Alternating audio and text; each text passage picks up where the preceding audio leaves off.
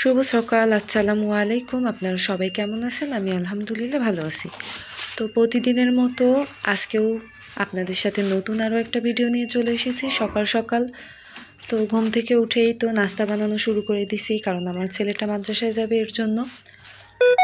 তো এদিকে হচ্ছে আমি রুটির জন্য আটা সেদ্ধ করে নিছি।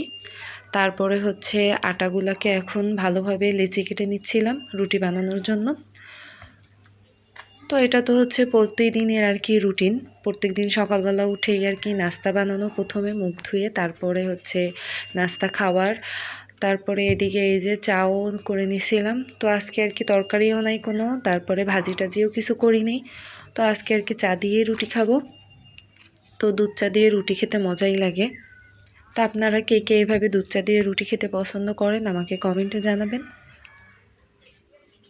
এই তো হচ্ছে এদিকে রুটিও বানানো হয়ে গেছে আমার। তো আর কি বেশি করেই বানিয়ে রাখছি যে আজকে ভাজবো, আর কিছু কালকের জন্য রেখে দিলাম, ফ্রিজে রেখে দেবো, কালকে আবার ভাজবো। তো আর এদিকে আমার ছেলেটার জন্য ভাত নিয়ে নিছি, কারণ ও রুটি খেয়ে হচ্ছে অনেকক্ষণ থাকতে পারে না, কারণ ওদের মাদ্রাসা হচ্ছে সকাল 9:30 থেকে প্রায় 1টা-1:30 পর্যন্ত হয়। তো এতক্ষণ তো ছোট মানুষ, ও একটা রুটির বেশি খেতেও চায় না। তো এর জন্য একটা রুটি খেয়ে তো থাকা যায় না, এর জন্য ভাবলাম যে ওকে ভাত খাওয়াই দিই। তো ওকে এরকম প্রতিদিন একটু করে ভাতই খাওয়াই দিই। ভাতটা খাওয়াই দিলে তাও পেটে পড়ে, আর হচ্ছে বেশিক্ষণ থাকতেও পারে, আর না হলে পেট ব্যথা করে। একদিন তো অনেক পেট ব্যথা করতেছিল ওর মাদ্রাসায় যেয়ে। তো এই যে আমাদের চা রেডি, ওকে মাদ্রাসায় পাঠিয়ে দিয়ে তারপরে আমরা আর কি নাস্তা করে নিচ্ছিলাম। তো যে যেখান থেকে আমার ভিডিওটা দেখতেছেন, ভিডিওটা দেখার প্রথমে ভালোবেসে একটা ছোট্ট করে লাইক দিয়ে দিবেন। আর আমার এই ভিডিওগুলো ভালো লাগলে, যদি কোনো অংশ ভালো লেগে থাকে তাহলে কমেন্ট করে যাবেন আর সাবস্ক্রাইব করে দিবেন। তো আপনাদের ভালোবাসা ও দোয়াই আমি এগিয়ে যেতে পারবো। আর এই দেখেন, এই যে কালকে তো দেখাইছিলাম যে আমার শাশুড়ি হচ্ছে এই যে শলাগুলো সাজতে ছিল। তো দেখেন, ভাবছিলাম যে অনেকগুলো শলা হবে, কিন্তু এই যে কয়টা হয়েছে। তো যাই হোক, এতেই আলহামদুলিল্লাহ আমাদের হয়ে যাবে। তো এগুলো আর কি রোদ দিয়ে নিতে হয়, কারণ রোদে না দিলে দেখা যায় যে নষ্ট হয়ে যাবে এগুলা। এর জন্য হালকা একটু রোদে দিয়ে তারপরে আর কি উঠাই রাখবো, তারপরে পরে আর কি ঝাড়ু বানাবো। তো এই যে মানে এক কাজে দুই কাজ হয়েছে আর কি, শলাও ছাঁচা হয়েছে, ওদিকে শলা থেকে যে পাতাগুলো বের হয়েছে ওইগুলো লাকড়ির জন্য আর কি আমাদের হয়ে যাবে, জ্বালানি করতে সুবিধা হবে। তো আর কি এইগুলো আর কি শুকাইতে দিলাম, আর এদিকে শলাগুলোও শুকাই নিচ্ছিলাম। তো আর কি ভালোভাবে মেলে রোদ্রে দিতে হবে, যাতে আর কি কাঁচা অবস্থায় তো আর ঘরে রাখা যাবে না, ভালো করে শুকাইয়ে তারপর রাখতে হবে। আর আমার ছেলের তো বোঝেনি, দুষ্টামির কোনো শেষ নেই। তো এই যে ও আর কি ওইগুলোর উপর উঠে আর কি দাঁড়াইছিল। তারপরে তো ওদিককার কাজ শেষ করে ঘরের সব কাজ গুছায়ে তারপরে আর কি আমি আবার চলে আসলাম রান্না বান্নার কাজে। তো ভাত আর ডাল একসাথে বসাই দিছি।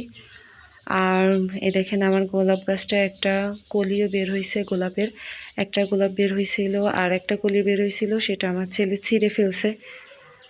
তো এদিকে এই গাঁদা ফুল গাছটার কি অবস্থা, ওইটা তো মরে গেছে। আর দেখেন, এই টমেটোর নাম নাকি হচ্ছে চেরি টমেটো। এই টমেটোগুলো এই সাইজেরই হয়, একটু একটু টমেটো হয়। তো আমার ননদ আর কি তাদের বাড়ি থেকে, গ্রামের বাড়ি থেকে এই টমেটোগুলো নিয়ে এসেছিলো। আনার পরে আর কি এখানে মানে পাকা টমেটো, গাছের পাকা টমেটো, ওইগুলো আর কি ফালাই রাখছে যে গাছ বের হবে যাতে, এর জন্য আর কি ছড়াই রাখছিল এখানে সব। তো রান্না বসাই দিয়ে এখন আমি আবার কাপড় চোপড়গুলো কাচতে যাব, কারণ দৈনন্দিন জীবনে তো সব কাজই করতে হয়। তো মহিলা মানুষের তো বোঝেনি, মেয়েদের তো জীবনে শান্তি নেই, কাজকর্ম করতে করতেই জীবন শেষ। তো এই যে এখন আর কি কাপড় চোপড়গুলো কেচে নেব। এইদিকে হচ্ছে মশারি ভিজাই নিছি আমি একটা। তো আজকে আর কি কারেন্ট ছিল কিন্তু পানি ছিল না, তো ওইদিকে আর কি কল সারাচ্ছিল। এর জন্য আর কি ভাবলাম যে অল্প পানি আছে, তো কখন কল সারানো হয়, এর জন্য আর কি খালের ঘাটে আসলাম। খালপাড়ের এই ঘাটটা অনেক সুন্দর, ভালোই লাগে আমার কাছে এই ঘাটটা। তো এখানে আর কি কাপড় চোপড়গুলো খাল থেকে ধুয়ে নিব, বাথরুম থেকে কেচে নিয়ে আসছি, এখানে এসে ভাবলাম যে ধুয়ে নিই। আর দেখেন মাশাআল্লাহ বিকালবেলা আর কি আমাদের খেতে আসলাম। তারপরে দেখলাম যে এই যে শাক থেকে ডাল বের হয়েছে, মানে ছোয়া বের হয়েছে আর কি বলে যা। তো এই যে ছোয়াগুলো আর কি দেখতে আসলাম। তো মানুষে আর কি এগুলো উঠাই নিয়ে চলে যায়, এর জন্য মানে 2-1 বার তো এসে এসে দেখে যেতে হয় যে কেউ উঠাচ্ছে নাকি। দেখেন মাশাআল্লাহ অনেক ছোয়া বের হয়েছে, আপনারা একটু মাশাআল্লাহ বলে যাবেন সবাই। তো গ্রামের প্রাকৃতিক পরিবেশ দেখতে ভালোই লাগে। এইভাবে দেখেন ছোয়াগুলো বের হয়েছে, এইগুলো থেকে কয়দিন পরে আবার ডালও বের হয়ে যাবে। তো আরেকটু বড় হলে সেইগুলো আর কি ডাল ভাজা দিয়ে খেতে, মানে ডালের মতো করে ভেজে তারপরে চাল ভাজা দিয়ে খেতে ভালোই লাগে। তো আর কয়দিন পর যখন বড় হবে তো আপনাদের ওই ভিডিওটা দেখাবো তখন।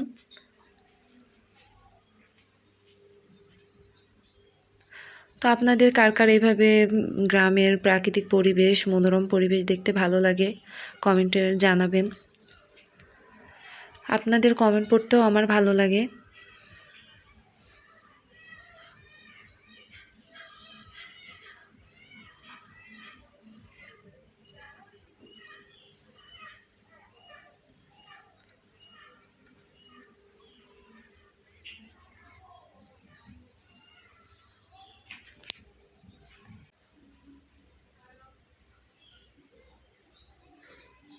পুরো ক্ষেতটা জুড়েই আর কি সব জায়গায় একদম ছোয়া বের হয়ে ভরে গেছে।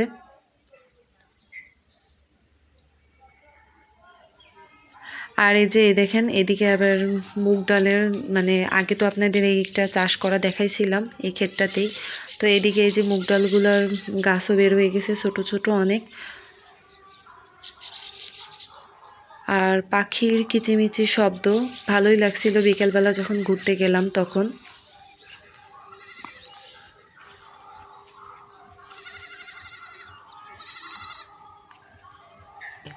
আর ওইদিকে দেখেন ছোট্ট একটা ছাগল ছানা, তো ওর মাকে ছাড়া আর কি একা একা ঘোরাঘুরি করতেছিল। তো আমি আর আমার ছেলে আসছিলাম আর কি এগুলো দেখতে। তো ভালোই লাগলো আজকের পুরো ভিডিওটা। আপনাদের যদি ভালো লেগে থাকে তাহলে লাইক করবেন আর কমেন্ট করে যাবেন। আজকের ভিডিওটা এই পর্যন্তই। আল্লাহ হাফেজ।